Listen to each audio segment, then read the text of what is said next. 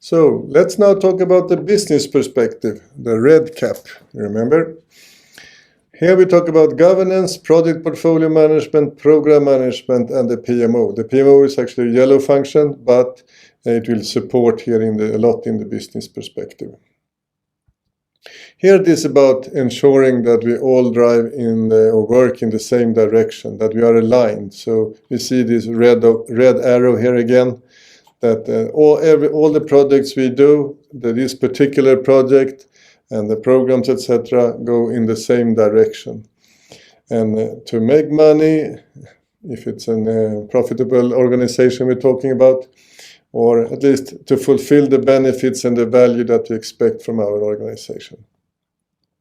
As you can see here, project portfolio, each of these can represent an individual project. So we want all the projects to go in the same direction, to fulfill our strategic goals for the company or the organization. And the same thing with programs here. Each one you can see here, this is like a program in many projects involved in the same. So we want them to all be aligned and in the same direction that the company or the organization aims for. In the model, we also have a number of templates and checklists. These are the 4 key documents or key templates that we have in the model. The project charter, the project specification, the status report, and the final report. Let's have a quick look at this one. We will explain this later on in the coming course. But the project charter is the document that we have to order a project from the sponsor to the project manager. It's a document that typically the sponsor should approve, maybe prepare also, but at least approve. So it's a business document, that's why it's red around here.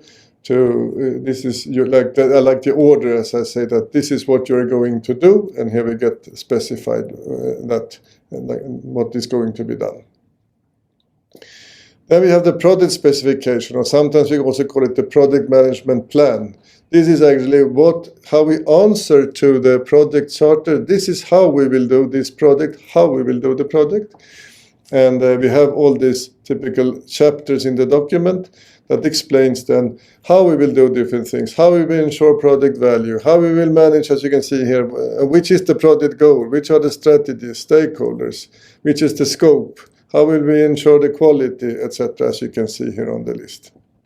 So this is typically a document we have, a very useful one to sum up what is to be done in this project. So anyone interested also to know how we will do things in this project can read this document.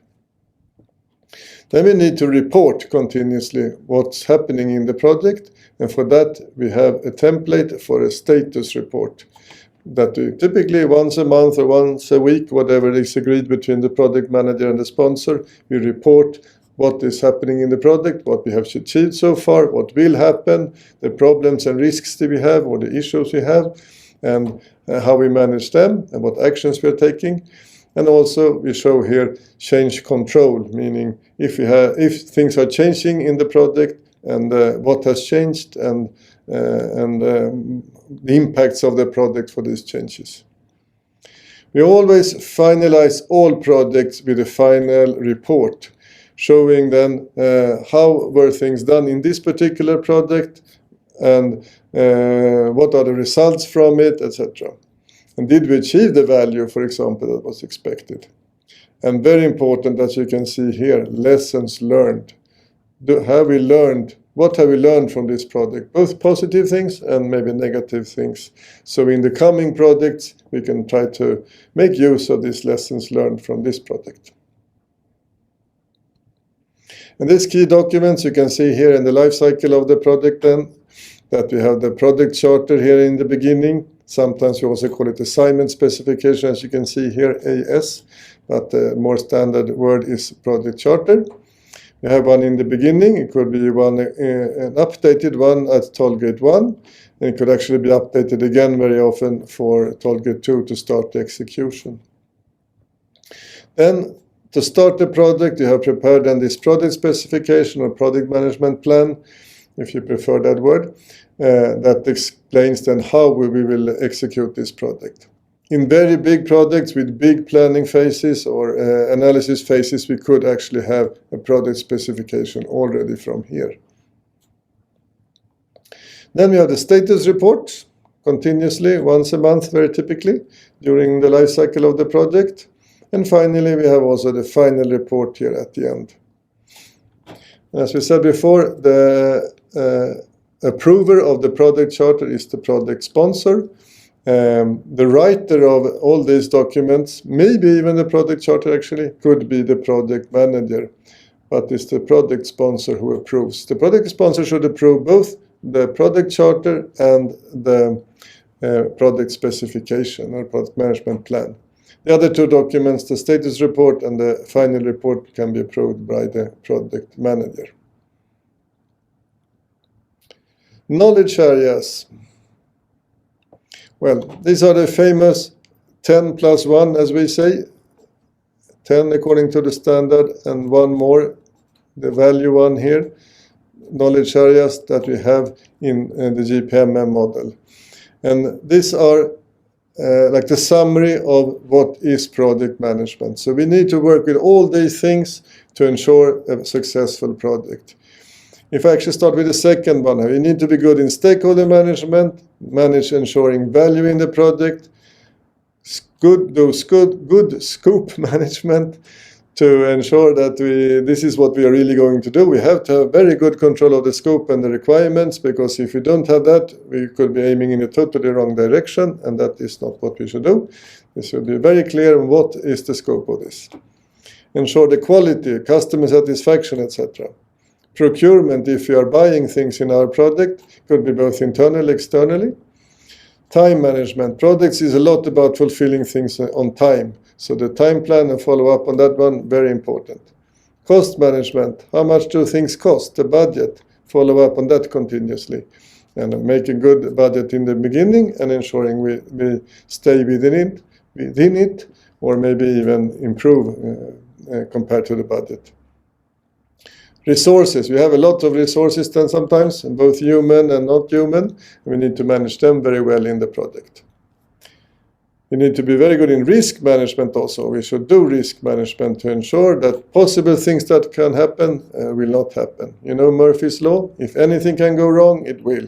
So we need to try to prevent that and be proactive and do good risk management. And communication. Last but not last actually, I will comment on the first one also.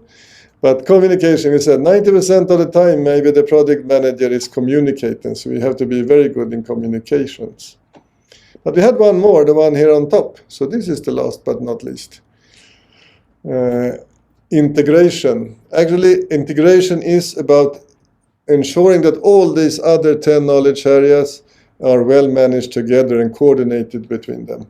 So as you can see here on this image to the right here, we have a project manager here, and we see that she is juggling with a number of balls, and that's the idea here, that you should be able, you need to work on all this at the same time, because if you have all these then 11 balls in the air, let's say you drop one problems, then you will have problems in the project. So a good project manager is good in managing all these knowledge areas at the same time. This is really key to good project management.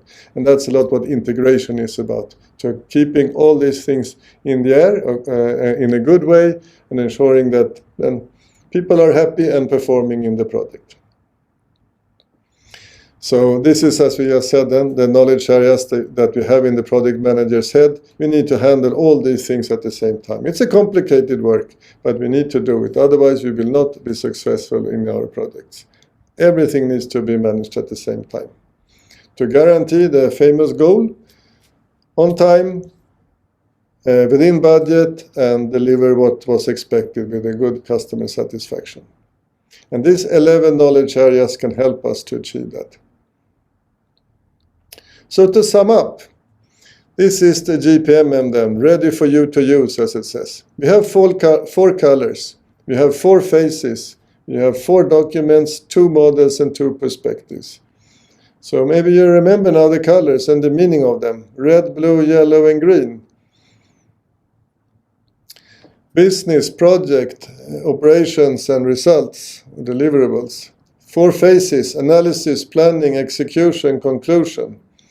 We have 4 documents: project charter, project specification, or if you prefer, project management plan, status report, final report. Model, or 2 models: the project life cycle that explains then from start to finish what we should do in the project, and the organization where we see all the roles that belongs to the project. And then we also have 2 perspectives: the business and the human. So we need all of this to be successful in our project. And all of these things are sort of key content in the GPMM model that we provide to you here thanks to this model and in these courses also. So in this particular course and in the coming courses, you will learn to use all these things in the best possible way. And so we really wish you good luck and with your projects, and hopefully these things you will see how much they can help you.